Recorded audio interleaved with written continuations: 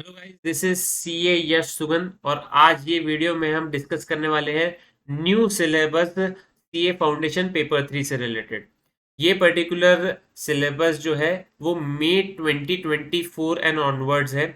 तो करंट जो बैच के स्टूडेंट्स हैं जिनका भी दिसंबर अटेम्प्ट रहेगा उन लोगों को ओल्ड सिलेबस ही एप्लीकेबल रहेगा। तो अगर आप मेरी राय माने तो थोड़ा सा एक लेवल ऊपर कर दिया गया है सीए फाउंडेशन का, और जो एक प्रकार से देखा जाए कि बहुत अच्छा ही है, बिकॉज सीए इंटर और सीए फाइनल में फिर आपको तकलीफ नहीं जाएगी क्योंकि आपने पहले से ही सीए फाउंडेशन में ही बहुत ज़्यादा मेहनत कर चुके हैं। राइट।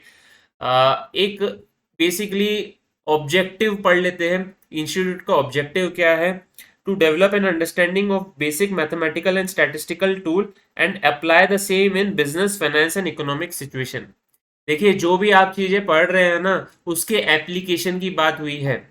तो आपको सीए फाउंडेशन में पढ़ते वक्त पूरे चारों तरफ कहाँ ये चीजें अप्लाई कर सकते हैं हम, वो चीज भी माइंड में रखना है, उसी बेसिस पे आगे पढ़ना भी है।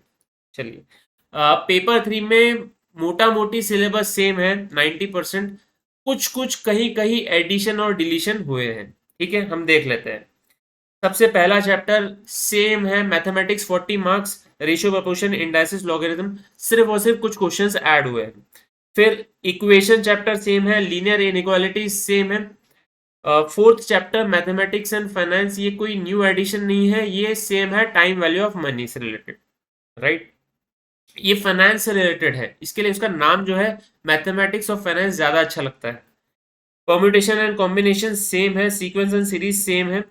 चैप्टर 7 में एक पर्टिकुलर टॉपिक ऐड हुआ है, लिमिट्स एंड कंटिन्यूटी फंक्शन। ये पहले सीपीटी के टाइम पे हुआ करता था, फिर इंस्टीट्यूट ने इसको रिमूव कर दिया है, अब वापस उसे री इंसर्ट किया गया है। लास्ट चैप्टर है मैथमेटिक्स का basic application of differential and integral calculus. तो इसमें कोई ज्यादा चेंजेस नहीं है। कुछ जो डिफिकल्ट क्वेश्चंस थे, जो नॉन मैथ बैकग्राउंड के स्टूडेंट्स, कॉमर्स वालों को दिक्कत होती थी कि एकदम ही टेक्निकल क्वेश्चन क्या जरूरत है, तो वो चीजें इंस्टीट्यूट ने हटा दिया। चलिए, तो थोड़ा हमारा लोड इंटीग्रेशन का कम हो चुका है, इंटीग्रेशन एंड डिफरेंशिएशन।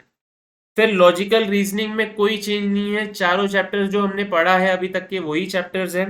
स्टैटिस्टिक्स में फर्स्ट फर्स्ट चैप्टर में unit 1 statistical representation of data same है। अब यहाँ पे आया है सैम्पलिंग। सैम्पलिंग ये आपके कोर्स में री इंट्रोड्यूस हुआ है, सीपीटी के टाइम पे हुआ करता था, अभी वापस री इंट्रोड्यूस हुआ है। Measures of central tendency and dispersion same है। प्रोबेबिलिटी में कुछ क्वेश्चंस ऐड हुए हैं। थ्योरेटिकल डिस्ट्रीब्यूशन सेम है। कोरिलेशन एंड रिग्रेशन में एक दो कंसेप्ट जो है ना वो हटा दिए गए हैं। इंडेक्स नंबर्स बहुत ही इजी चैप्टर, इसमें लास्ट में स्टॉक मार्केट से रिलेटेड इंडाइसेस वगैरह इंडेक्स के बारे में बातचीत की गई है।